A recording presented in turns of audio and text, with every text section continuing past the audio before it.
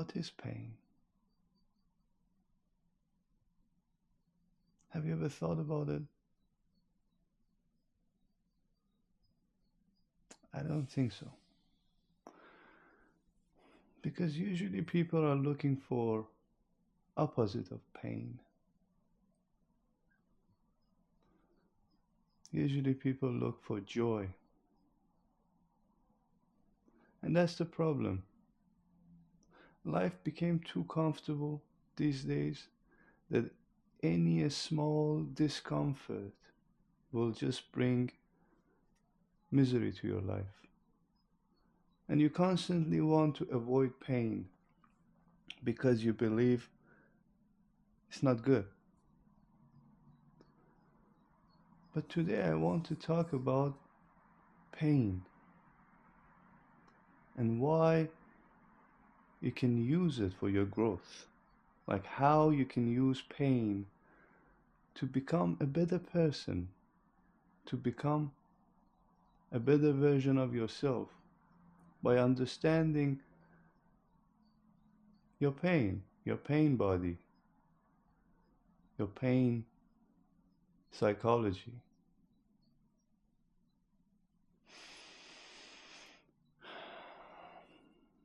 We take life for granted. Most of us, we take life for granted.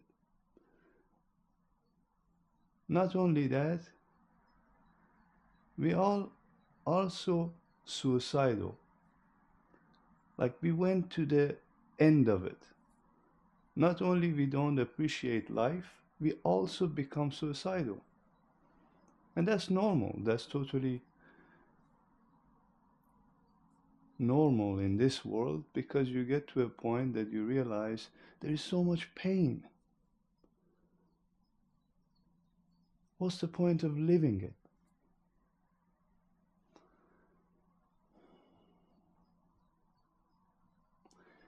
But you don't realize that there is a reason the pain is there.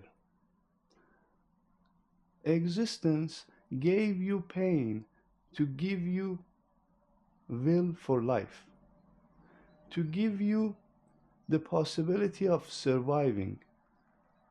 If there was no pain, you wouldn't survive. You would easily die, fall off a roof. No pain, it's okay. Jump off a bridge, no pain, it's okay. One of the reasons that we escape death, at least mentally, is the idea of pain. It's the idea of if I have to go away, then perhaps there should be so much pain. Otherwise, there is no joy in death.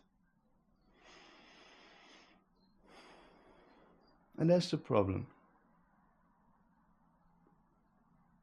That's where the problem comes in. We make pain as equal as death. And that's not true. Pain and joy are two aspects of one coin in your life, and you keep on focusing on the other side. You always want to have fun, always entertainment, the joy. You at least seek the joy, you at least seek the happiness. All your life, you just go on and seek happiness without realizing that if you pay attention to the pain, you can just dissolve it to happiness. That's just how things work. This duality, either you are in pain or in joy. If you are not in joy already, if you're seeking joy, it means you are in pain. As simple as that. We agree on that, right? But to achieve joy, you need to understand pain. And if you understand pain, then you can easily move. Easily. Because there's no difference.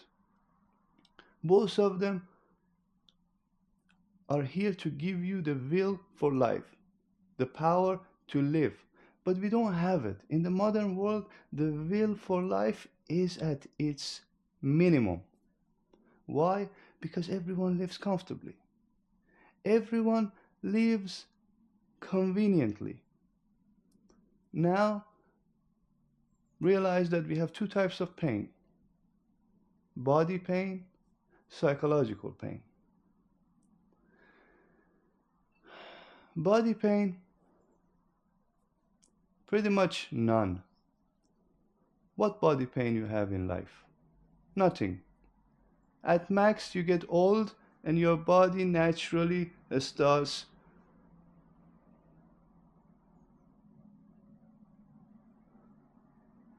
I can't find the word, but let's say degrading. That's fine. Your body starts degrading because you're getting older, and that's totally fine, and the pain comes in. But generally, you don't really feel pain in your body because perhaps you live in a very safe country, you never been stabbed, right? You grew up very well, never really felt so much of the pain in the body. You don't work in a farm, you don't go to sleep like having so much pain in your body, some good pain, muscle pain that it makes you stronger, and some bad pain, joint pain, that it just frustrates your body. Not, yeah, frustrate works, but I'm looking for friction. No. Anyways,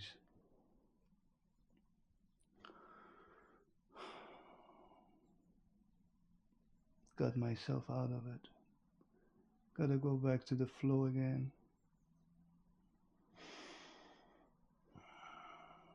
Pain, body pain, comfortable life.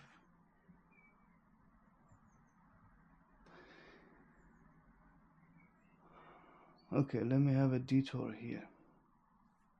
Now, if you feel the body pain, it makes you more sympathetic. You understand others that they have body pain.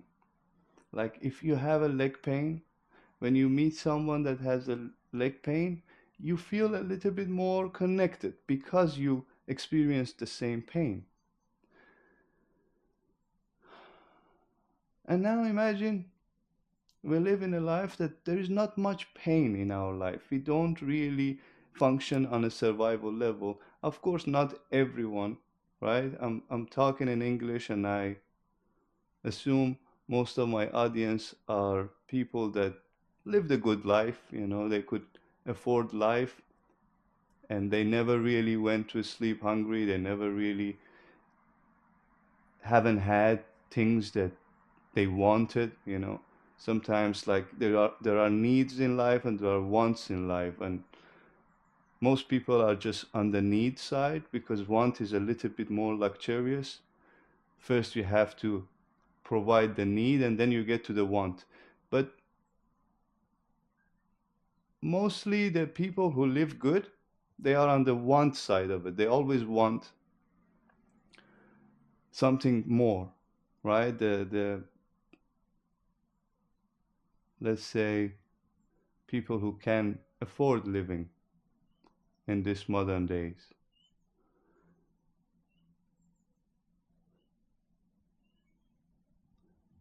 So now you wouldn't get what's happening in a person's life that is on a need basis, right? Because you don't feel that pain. You don't understand the pain of that person to be able to sympathize. Empathy.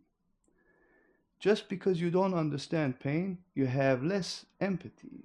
You become less compassionate. Compassion is a very higher source energy. We talk about empathy and sympathy. Empathy and sympathy are just like on a low level, right? On a human level, you might sympathize with someone because you feel their situation, their pain. And then compassion comes from higher source. It allows you to even give love to that person and not only sympathize, because we humans, we always stay in the sympathy level. We sympathize with people. We don't give compassion because that requires a much higher level of consciousness and we haven't got there yet. So we sympathize. Perhaps we go in a demonstration and show our support for some other people on the side of the planet that they are suffering from something, right? Like, I don't know, let's say in China, there was like hard labor and so much, perhaps even a slavery. And we sympathize because we know it's bad, it's really bad. It must be very painful to work 15 hours, I don't know, 17 hours in your life and then sleep 5 hours, go back to sleep, go back to work. We know this is hard, so we sympathize.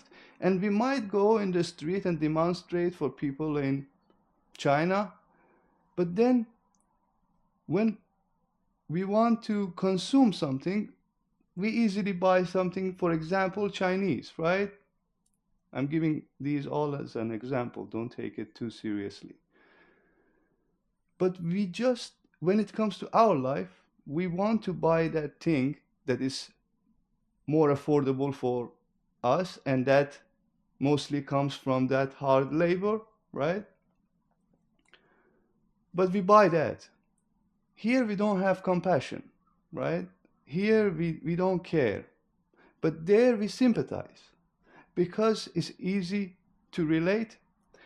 But then, if you really understand the pain, if you really understand what's happening here, you stop consuming.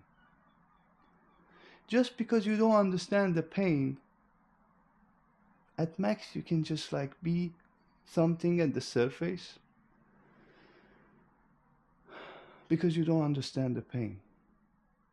People with more pain are more kind. Look at poor people. Always kind, always generous, always, if you go ask them for food, they will provide it for you. No matter how poor they are, they will never tell you that I'm poor. Never, ever.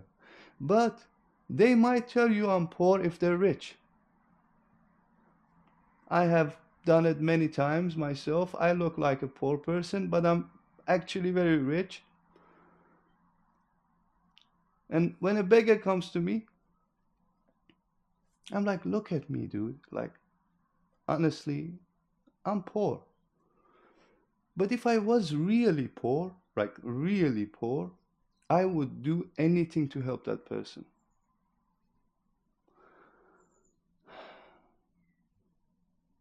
Because I understand that person.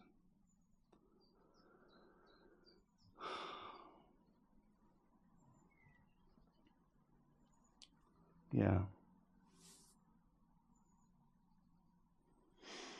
The body pain. We're talking about the body pain here.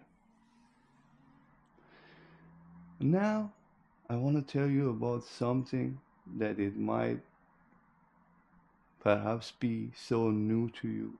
Perhaps grasping it requires a little bit of more time.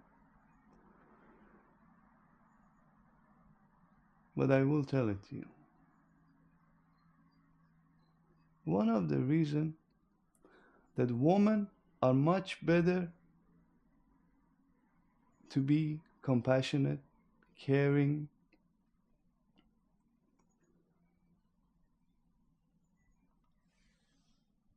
than men is the pain.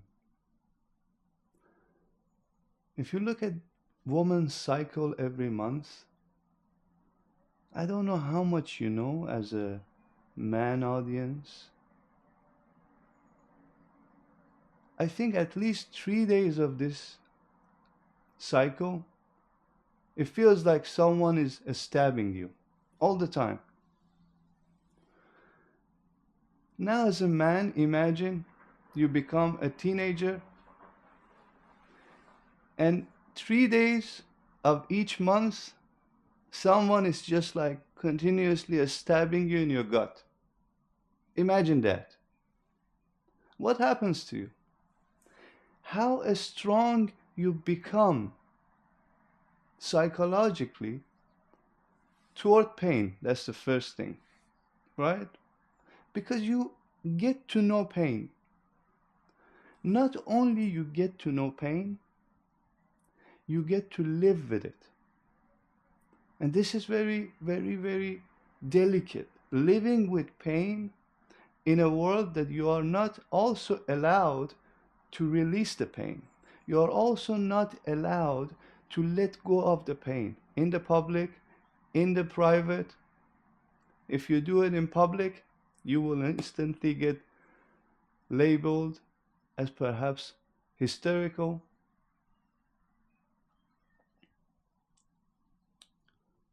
And private, you just only create so much psychological barrier for yourself.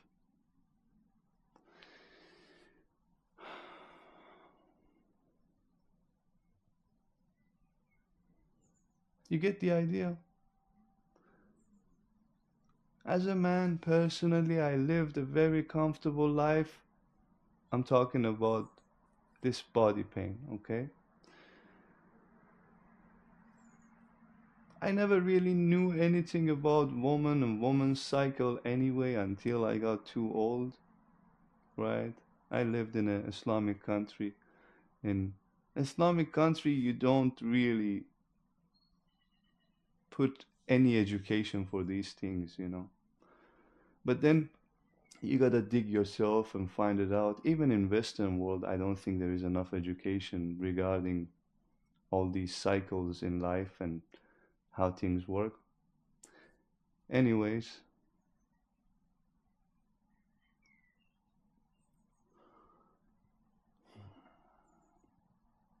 and for men who understand the pain, they become kinder.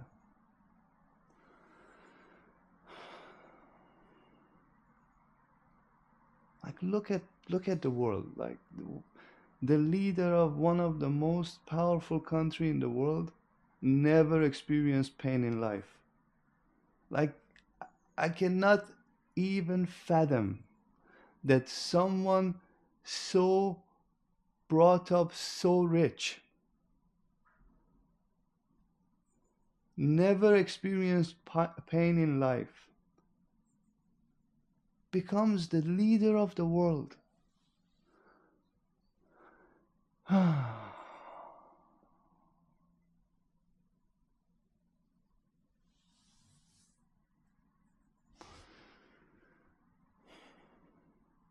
There is another type of pain, psychological pain. This is even stronger in terms of making you seek for joy, happiness. Psychological pain is about traumas, it's about grief, it's about rejection.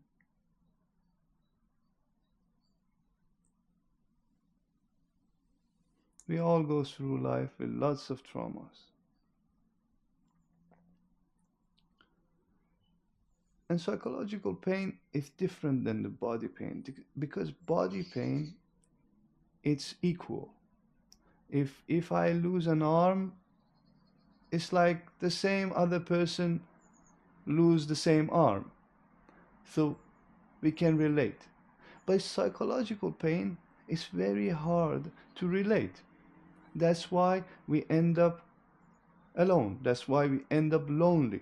Because our psychological pain patterns doesn't fit together, doesn't collapse together. At least we don't know because we don't get to talk to each other so often about our pain, about our issues in life in a very personal way. We talk about our issues and our problems in life very easily on a bigger scale, as a group level, right? I am a Democrat and this is my pain. I am a liberal and this is my pain. But we don't ever talk about individuals, right? Because we are living in a world that only labels works, only categories works. And just because we want to be included in these labels and categories, then we identify ourselves as that group, and then problems in our head becomes some random problem that comes from this group, and we think, okay, that's my problem now because it comes from the group that I live in. But that's not how it works. If you understand this, you understand that you have the possibility to not be part of any group. You can roam around, be in any group, but you don't need to be part of it. And to not be part of it is to realize that the problems that exist collectively in this group is not mine. Look at people, like they are stupidly protecting their country. Just because they think it's their country, they have to protect it. Why? Why you have to protect your country? Because it's your country that you were happened to be born there.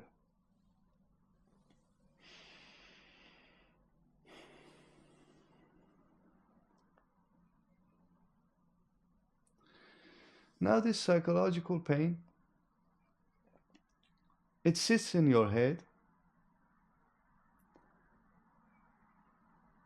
Sometimes in your subconscious, because so much of your traumas happened during your childhood, so much of your rejections happens during the childhood, so much of your grief happens during the childhood. The children growing up in this modern world is unfortunately on the worst era of their growing up as a child.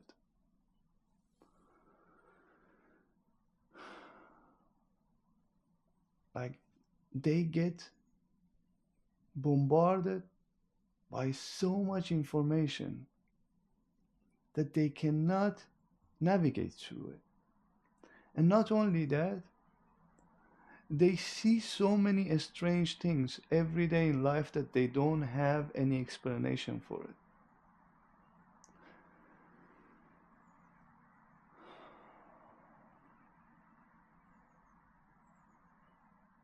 This basically will turn you to a person when you become an adult that is stuck in the childhood. It never comes out psychologically. It is stuck in the childhood, teenage life, or lower than that.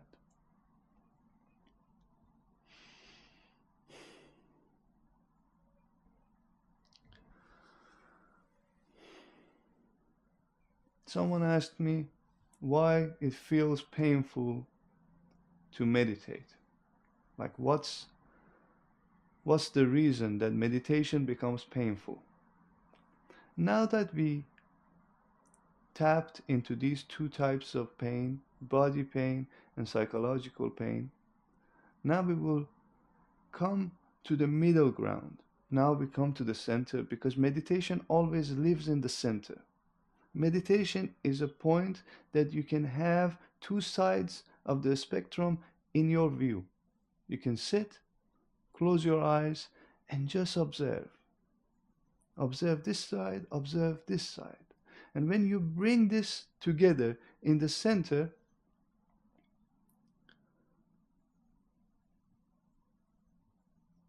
you meditate.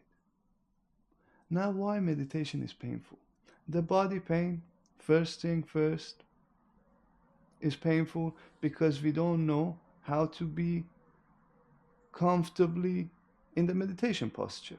Like that's just not so easy because we lived a life that was perhaps so comfortable.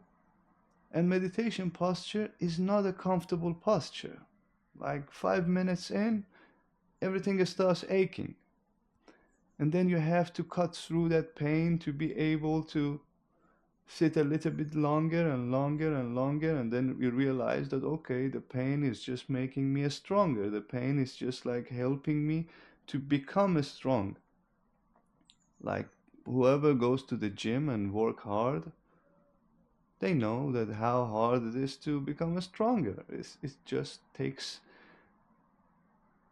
courage, it takes pain to get there because you have to cut through the pain. Like the other day, I was looking at this dude running in the street with no shirt, like completely ripped. I thought to myself, he really wants to show off the pain that he went through. Because at the first glimpse, you would think that, yeah, he's a show off. He just wants to show his body in the public. But if you look at deeper a state of it, you will realize that that guy went through so much pain to get there. I'm not talking about good or bad. I'm not talking about this is a good thing or a bad thing. I'm just saying he was just proud of the pain that he took. And I thought to myself that he might be showing off, right? Or he might be showing off. I don't know. But I just know that whoever that worked hard enough to get the same body, only that person knows that what went through to get there.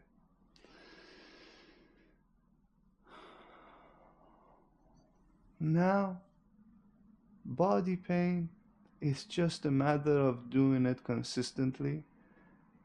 Go through the pain, you become stronger. There's no other way around. That's the first thing in meditation. So if you feel the body pain,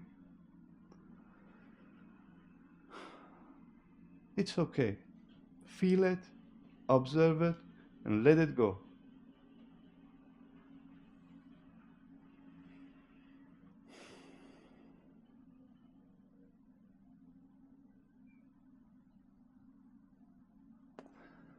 That's the first thing that starts giving you trouble in meditation. But then when it gets to psychological pain,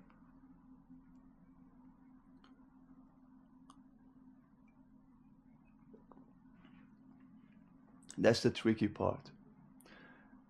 That's when you have to close your eyes and get in. Forget about the body, because the more you meditate, the body is just there to support you. The body is like, okay, I understand. That's it. This is going to be like this for the next hour or 2 or 3. It's okay. Then I will just help you not to think about this because I already know how things are going to work. I'm going to give you a signal that I am in pain because the brain is very tricky, right? The brain doesn't want you to be still, and it just continuously sends you a signal. Oh, look, my knee is hurting. My muscles are hurting. Move, do something. And then you accept it quickly, you do something about it. That's why you can't sit still. You continuously want to move because your body, your brain keeps telling you that move something. I'm in pain. But then the more you ignore it, and of course you need to be comfortable, right? You need to have something that you are only getting to the good pain. There's another pain that it's beyond your body and you don't want to get your body there because it becomes permanent, right? But there is the good pain that if you're comfortable, then the pain is just makes you stronger. The more you ignore it, the more your body is like, okay, this guy passed this pain. He doesn't give a shit. then why would I bother to create pain in the body? Let me create pain in the mind. And this is when things become tricky, because psychological pain, I said it, is pretty individual. We all have our different traumas and different problems in life, and then you have to go through it alone. And if you can navigate through it, then meditation becomes even more painful.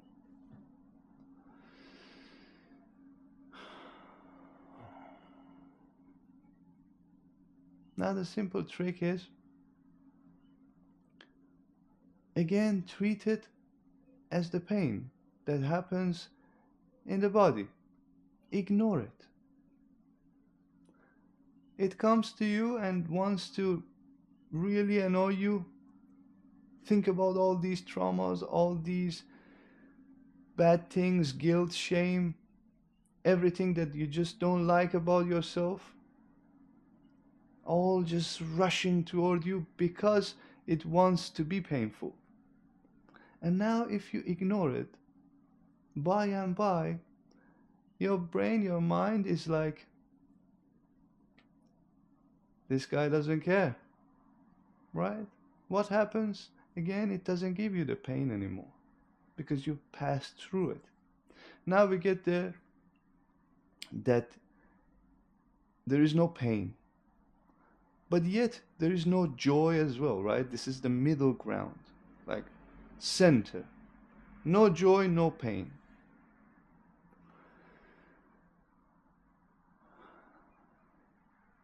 The more you sit in this situation, in this no pain, no joy, the more you sit in this limbo, something profound will happen to you.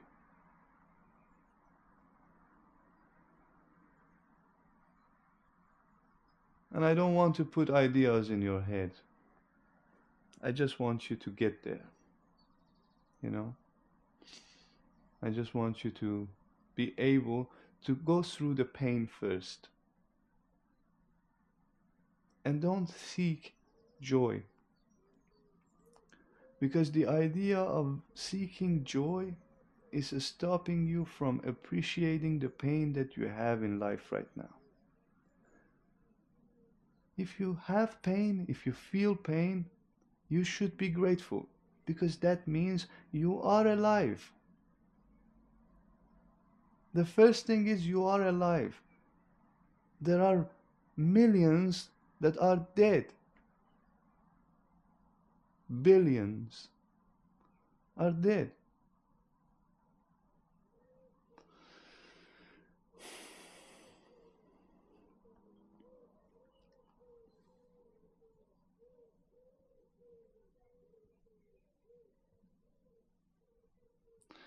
Get yourself a little bit more into the harsh condition.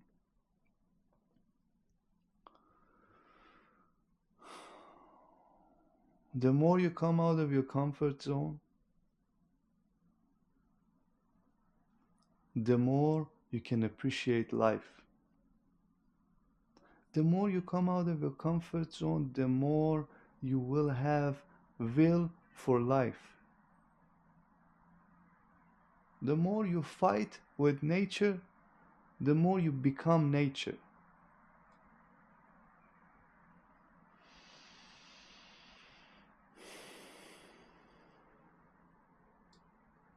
Of course, I didn't mean the literal fight that we put up to nature these days. I talked for so long.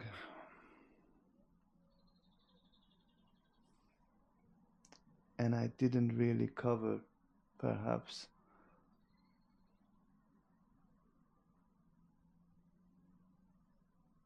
an epsilon percent of it.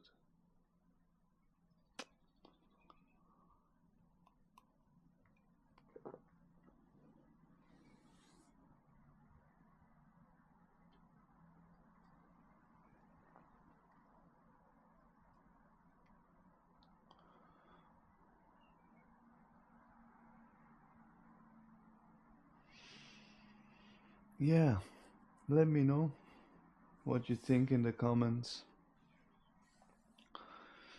I will read them. Honestly, it's getting hard to kind of answer all, but I read them, all of them, because I think that's only fair.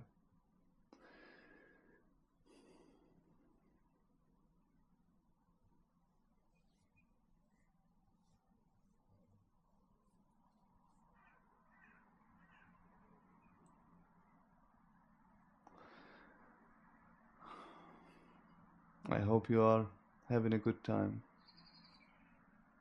Thank you. Bye.